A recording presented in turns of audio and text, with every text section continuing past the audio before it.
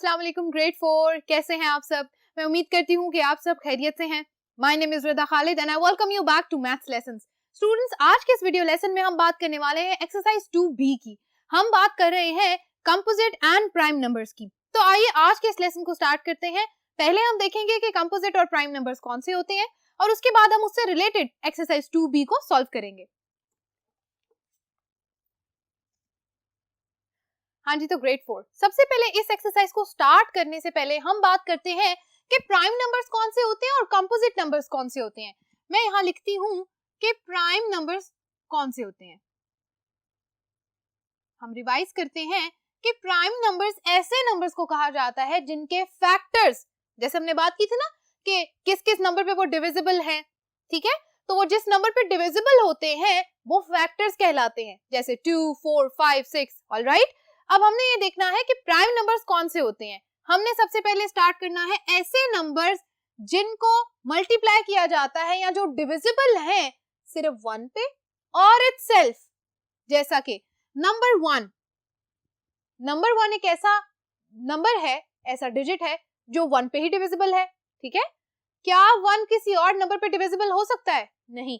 तो 1 क्या है? It's the smallest prime number, ये प्राइम नंबर है। उसके बाद 2 एक प्राइम नंबर है क्योंकि 2 के कितने फैक्टर्स हैं?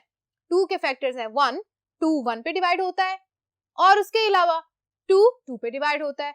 तो हमने ये देखा कि प्राइम नंबर्स के अंदर 2 या 2 से कम, हमने ये देखा कि प्राइम नंबर्स के अंदर 2 हमारे पास क्या होते हैं? फैक्टर्स होते हैं, यानी ऐसे वर्ड्स जिस पे ये डिवाइड हो सकते हैं। इसके अलावा कोई नंबर नहीं होता। Next, number 3। नंबर 3 के फैक्टर्स देखें, 1 पे डिवाइड होता है, उसके अलावा 3 पे, इसके अलावा किसी भी नंबर पे 3 डिवाइड नहीं हो सकता, ठीक है। तो ये भी क्या हो गया? हमारे पास प्राइम नंबर। अब अगर मैं बात करूं कि नंबर 4 जो है, क्या नंबर 4 प्राइम नंबर है? देखते हैं। नंबर 4 मल्टीप्लाई होता है 1 से, 2 टाइम्स 4, 3 से नहीं होता और उसके बाद 4 से।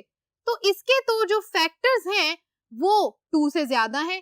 तो 2 से ज्यादा जिनके फैक्टर्स होंगे वो नंबर्स क्या कहलाते हैं? अगर वो प्राइम नंबर्स नहीं है तो उनको हम कहते हैं कि दे आर कंपोजिट नंबर्स जिनके फैक्टर्स क्या हैं? 2 से ज्यादा हैं।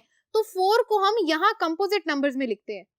ऑलराइट, अच्छा, यहाँ वापस आ जाए। नंबर 5 के मल्टीपल्स 1, उसके अलावा 2 पे भी नहीं मल्टीप्लाई होता, डिवाइड नहीं होता, 3 पे डिवाइड नहीं होता, 5 पे डिवाइड होता है, बिल्कुल 5, 1 टाइम्स 5। तो ऐसे नंबर जिनके 2 ही फैक्टर्स बनते हैं, एक तो ऐसा ही डिजिट है जो उसके ऊपर डिवाइड होता है और उसके अलावा इटसेल्फ द सेम नंबर, ठीक है। इसी तरह बच्चों हमारे पास 7 is also a prime number, ठीक है। यहाँ पर आप लिख दें 6 इज अ कंपोजिट नंबर। कैसे? यहाँ से देखते हैं। 6, 1, 2, 3 एंड 6 इटसेल्फ।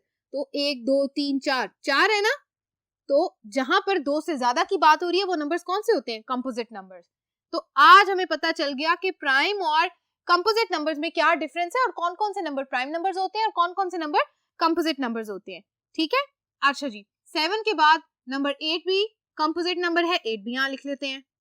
नंबर 9 भी कंपोजिट है, 2 से ज्यादा फैक्टर्स हैं। नंबर 10 भी कंपोजिट है। 11 number is also a prime number.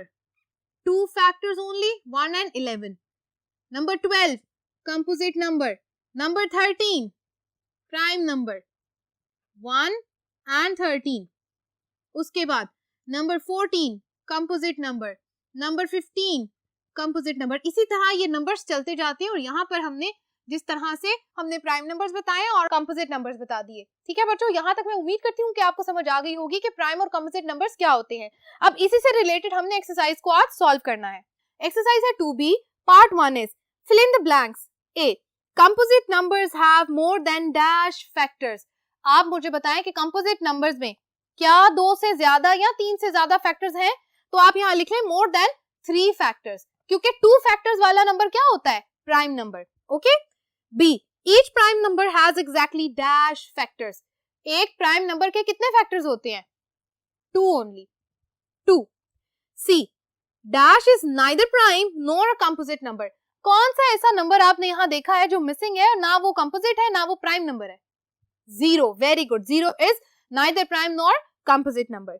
D, 50 is a dash number. 50 के मल्टीपल्स देखें, 50 को अगर हम यहाँ पर लिखते हैं और इसके फैक्टर्स बताते हैं, 1 0 है एंड पे तो 2, 3 पे आएगा नो, 4 नो, 5 यस 0 है एंड पे तो 5, उसके बाद 5 के बाद आप डायरेक्ट 10 पे आ जाए। उसके अलावा कौन से नंबर पे ये मल्टीप्लाई होता है उसके बाद? 25 and 50। So it has 1 2 3 4 5 6 factors. तो 6 फैक्टर हैं। तो आप मुझे बताएं कि ऐसा नंबर जिसके 6 फैक्टर्स हैं यानी 3 से ज्यादा हैं, वो कौन सा नंबर कहलाएगा? जी, कंपोजिट नंबर। ओके जी। E, every prime number except dash is odd. सारे प्राइम नंबर्स के अंदर सिर्फ एक ही इवन नंबर है, बाकी के सारे ऑड नंबर्स हैं। 2, तो आप यहां लिख लें 2। Okay, part 2, state whether the following are true और फॉल्स। आपने बताना है कि क्या ये ट्रू है या फॉल्स है। ए, 10 इज अ प्राइम नंबर। आप मुझे बताएं कि क्या 10 एक प्राइम नंबर है? यहाँ पर लिखा है 10, no, false, 10 is a composite number. B, 1 3 and 13 are factor of 13। 13 के कितने फैक्टर्स हैं? 1 एंड 13। क्या 3 यहाँ है? नहीं, तो यहाँ पर ये स्टेटमेंट गलत लिखी है, तो हम इसको कहते हैं ये फॉल्स है। सी, 8 is a composite number because it has 4 factors. 8 के कितने फैक्टर्स बनते हैं? अब यहाँ लिख के देख लेते हैं। 8 के फैक्टर्स हैं 1 2 4 एंड 8। अच्छा, आप मुझे बताएं कि 8 कंपोजिट नंबर है because it has 4 factors. Yes, this is true, क्योंकि 8 के कितने फैक्टर्स हैं? 1 2 3 4। So this statement is true. D, 45 is a composite number. आप मुझे बताएं कि क्या 45 कंपोजिट नंबर है? 45 के हम पहले देख लेते हैं कि कितने इसके फैक्टर्स हैं। 45 को यहाँ लिखेंगे। अच्छा जी, 1, क्या ये 2 पे डिविजिबल है? नो। 3 पे है, चेक कर लेते हैं। 4 + 5 9, यस 3 पे डिविजिबल है। 1 3, उसके बाद 5 पे, यस 6 पे, नो 7 पे नहीं, 8 पे नहीं। उसके बाद आते हैं हम 9, ऑलराइट, और एंड तक आप 45 तक देखें। अब यहाँ पर आप देखें 1 2 3 4 और साथ ही इसके अलावा भी काफी सारे इसके फैक्टर्स होंगे। तो यहाँ से आपको पता चल रहा है 1 2 3 4 फैक्टर्स ऑलरेडी हो गए हैं। तो जिस नंबर के 4 से ज्यादा फैक्टर्स हैं वो क्या नंबर होता है? Composite number. तो हम यहाँ लिखते हैं 45 इज अ कंपोजिट नंबर।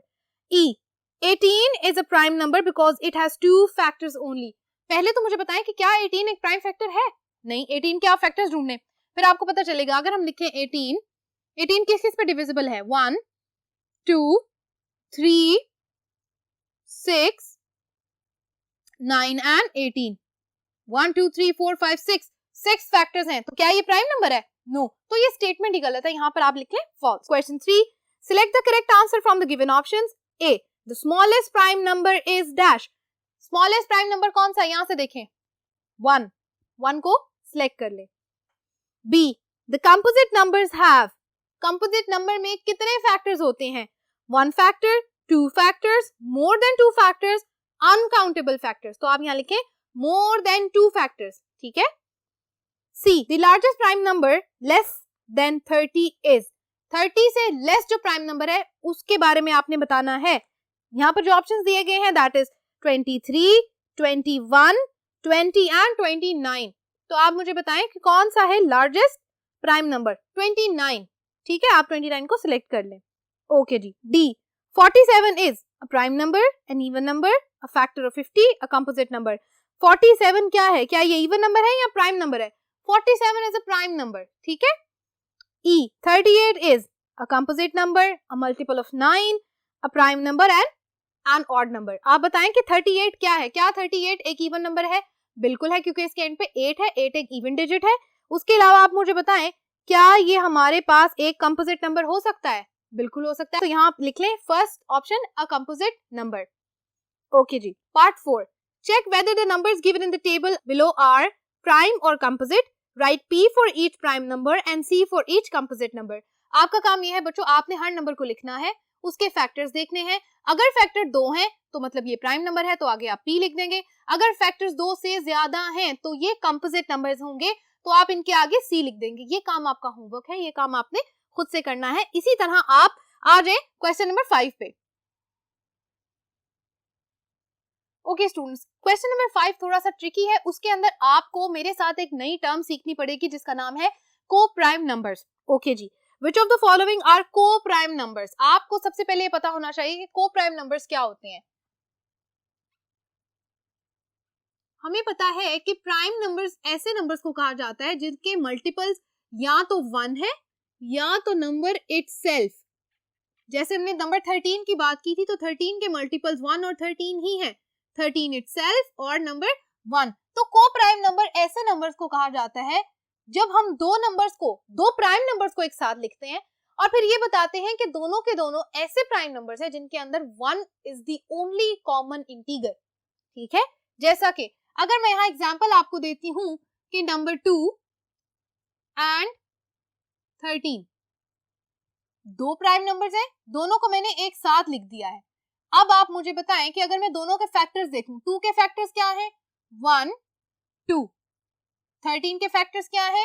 1 13। तो क्या इन दोनों के अंदर दी ओनली कॉमन इंटीगर या ओनली कॉमन पॉजिटिव नंबर 1 है? तो ये दोनों जो हैं 2 and 13 they will be called को प्राइम नंबर्स। तो इन दोनों को मैं को प्राइम नंबर्स कहूंगी। आपका काम ये है, अब स्टेटमेंट को गौर से सुने। Which of the following are co-prime numbers? आप इन दोनों के दोनों नंबर्स को इसी तरह अपनी नोटबुक पे लिखेंगे। वहां पर आपने फिर इसी तरह दोनों के आपने फैक्टर्स देखने हैं। फैक्टर्स में से आपने कॉमन नंबर 1 अगर है, दोनों में कॉमन सिर्फ 1 है, 1 के अलावा कोई और नंबर इनका क्या नहीं है, कॉमन नहीं है, तो आप कहेंगे कि ये दोनों को प्राइम नंबर्स हैं। स्टार्ट करते हैं इस काम को। ए पार्ट है, this is question number 5, part number A 3 and 5। हमने बताना है कि क्या ये दोनों के दोनों नंबर्स को प्राइम है। सबसे पहले हम 3 के फैक्टर्स देख लेते हैं। 3 के फैक्टर्स क्या हैं? 1 3। 5 के फैक्टर्स 1 5। क्या इन दोनों के अंदर 1 कॉमन है? तो हम कहते हैं कि 3 और 5 आर दी को प्राइम नंबर्स। तो आप टिक कर दें या इसको ऐसे अपनी बुक के ऊपर सिलेक्ट कर लें। इसी तरह आपने पार्ट बी को देखना है। पार्ट बी में क्या लिखा है? 31 एंड 62। सबसे पहले तो आप ये देखेंगे कि क्या जो ये नंबर्स लिखे हैं कि क्या ये वाकई प्राइम है या हमें कंफ्यूज करने के लिए कंपोजिट नंबर्स भी बीच में लिखे हैं। तो कैसे पता चलेगा? हम इनके फैक्टर्स निकालेंगे। 31 1 2 पे डिवाइड होता है? नहीं। 3 पे? नो।